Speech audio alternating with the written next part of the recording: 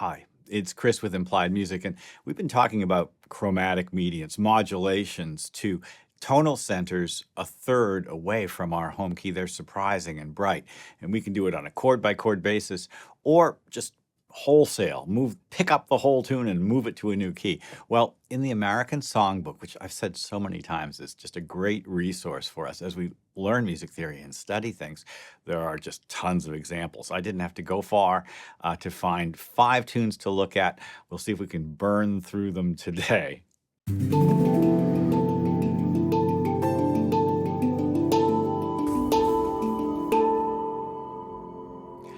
Let's dive in. 5 tunes is going to take us a while, but I'll try to keep it short and to the point. But the first thing we should talk about is, well, what's a chromatic mediant? Here, I'll show you what I mean. So if I'm in the key of C, there's my C major sound. In the American Songbook, I'm going to establish that sound using 2-5-1 progressions. D minor 7, G7, or G13 to C. And if I want to move to a new chromatic mediant location, I've got 4 choices. I could go up a major third, up a minor third. I could go down a minor third to A, down a major third. Well, it could be something as simple as just going between 2 different chords like that. So that was a C major chord, E flat, C. That's an epic sound. However, in the American Songbook, frequently these new tonal locations are places we linger for 4 bars or sometimes even more. So we'll use 2 5s to establish the new key. I'm in C. Now I'm going to go to a 2-5 in E flat, F minor 7, B flat 2, E flat major.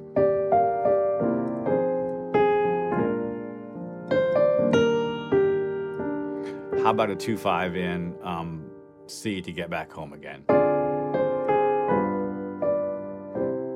Those 2 5s are big signposts for us, and it's one of the things we really learn to recognize when we're looking at these songs for the first time.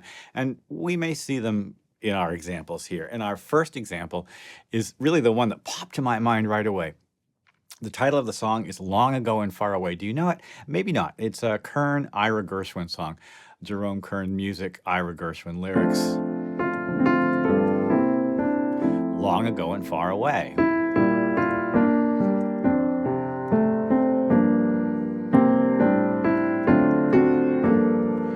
That's the first 8 bars.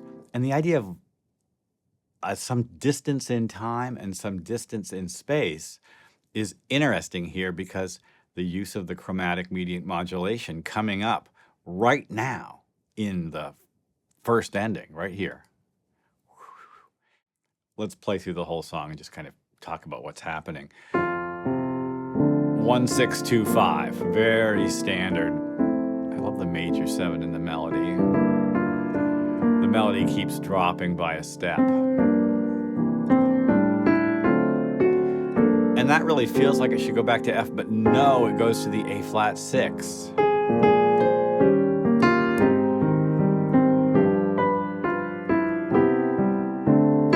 This really feels like C major. And here's a turnaround back to the top.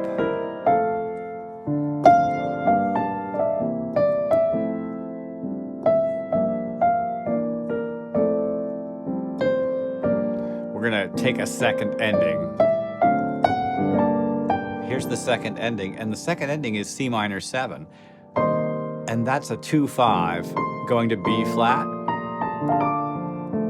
which is a really standard kind of thing. Back home again. I love Jerome Kern. Let's go on. Well, Darn That Dream is a Jimmy Van Heusen song, and there's a bunch of Jimmy Van Heusen tunes in the real book, a lot of which use this same trick. And man, the chords in these Van Heusen tunes sometimes are wacky. So we're in the key of G. I should change my key over here so that things will read right. And the melody is kind of great. I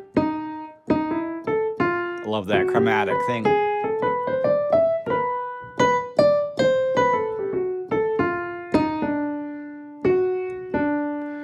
Who knows why they decided to write this note here as G flat? It really should just be F sharp, shouldn't it? Listen to these listen to this progression. A 2-5 to A flat, but it resolves to A. Love this. Lots of chords, I know. But really, at the heart of it, it's just in G, right? And then at the end of the second ending, we're going to go to E flat major. In other words, we're going to slip down and we're going to go to the flat 6. I love this effect. Flat 6 is a great location in jazz for a chromatic mediant modulation. So now I'm in E flat. Really feels like a new key.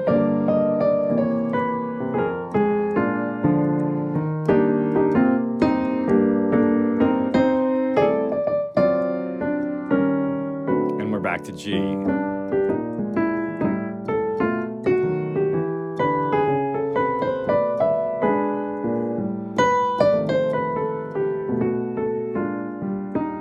Darn that dream.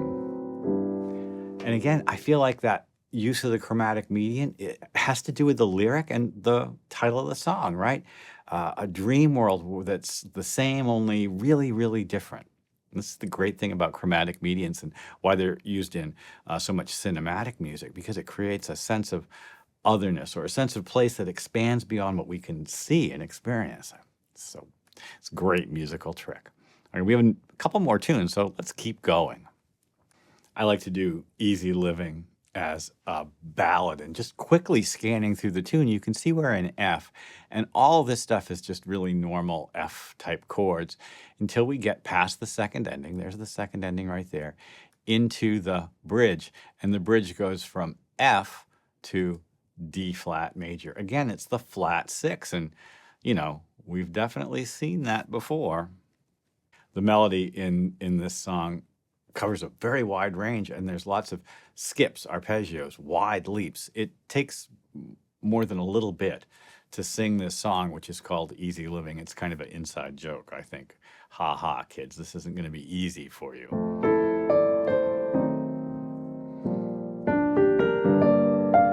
I mean, just that. I wouldn't want to have to sing that. That's up a full tenth with all skips or some leaps. It's crazy.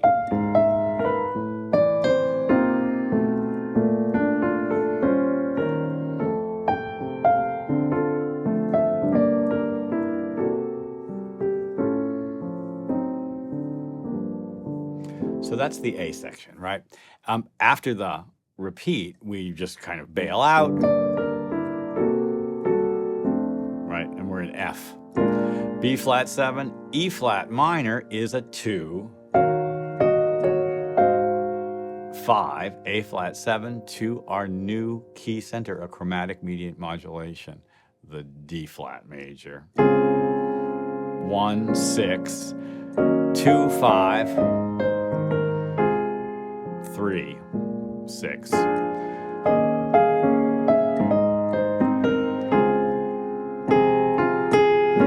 Heading home to F.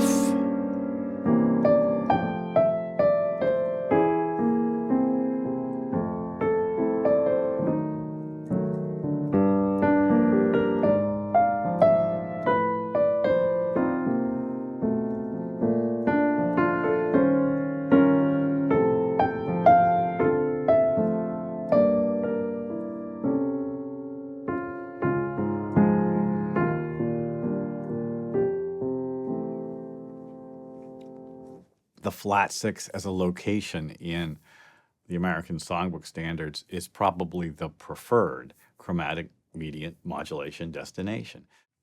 Well, I just said it, the flat 6 destination is the sort of default destination in the American Songbook for chromatic mediant modulation, and this Leonard Bernstein song, this beautiful song, Some Other Time, with lyrics by Comden and Green, is a beautiful example of it. To me, it always feels a little bit like Gymnopédie No. 1, just the way the chords work, right? That C major 7 to G sus is just very Satie. in a great way. So beautiful.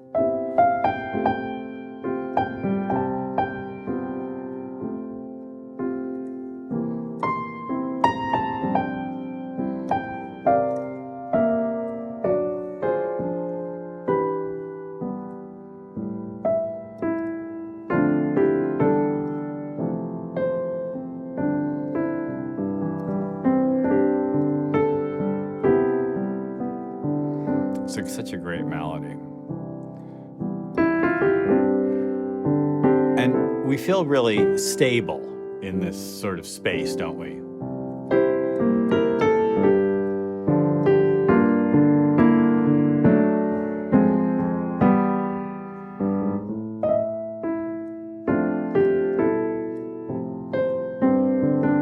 Now I'm at the second ending, and we're going to go to A flat major by going 2, 5.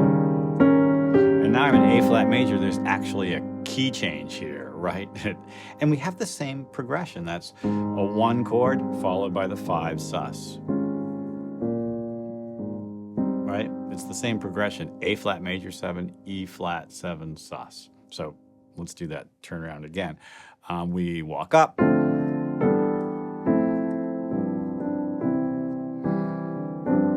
And then here's the 2, 5. And we're in A flat.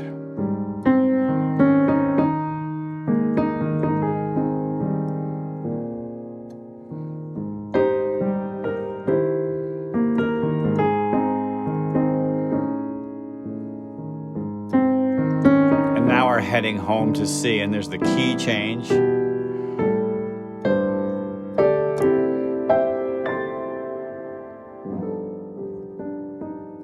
Back to the C thing.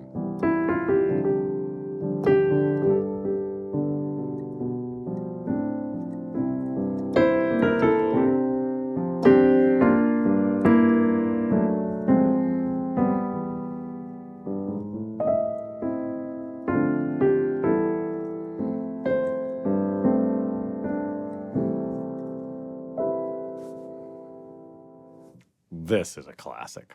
I've got one more song, and it's not an American Songbook song, no. I just have to point this one out. I guess that's why I'm putting it up here. Because if you think about chromatic mediants and motion in thirds, you can't not look at John Coltrane's Giant Steps. Look at the sort of key levels that are suggested. The first line begins with a B. The second line begins with a G. The third line, an E flat, and then the fourth line, back to the B. And I'm just going to have you look at this on the keyboard.